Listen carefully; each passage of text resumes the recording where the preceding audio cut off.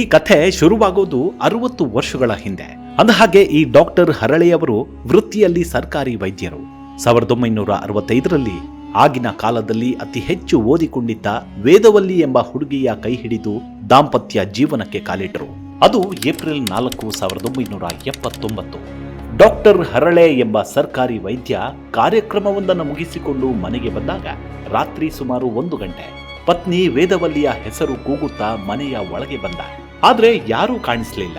ಪಡಸಾಲೆ ದಾಟಿ ಹೋಗಿ ನೋಡಿದ್ರೆ ಅಲ್ಲಿ ಬಿದ್ದಿತ್ತು ಪತ್ನಿಯ ಹೆಣ. ಮನೆಯಲ್ಲಿನ ವಸ್ತುಗಳು ಎಲ್ಲೆಂದರಲ್ಲಿ ಬಿದ್ದಿದ್ವು. ಸುಟ್ಟ ಸ್ಥಿತಿಯಲ್ಲಿದ್ದ ಪತ್ನಿಯ ಶವದ ಬಳಿಗೆ ಹೋಗಿ ಕುಳಿತ ಡಾಕ್ಟರ್ಗೆ ಆಕಾಶವೇ ಕಳಚಿ ಬಿದ್ದಂತಾಗಿತ್ತು. ಹೆಣದ ಸುತ್ತಲೂ ಇನ್ನೂ ಕೂಡ ಪೆಟ್ರೋಲ್ ವಾಸನೆ ಬರ್ತಿತ್ತು.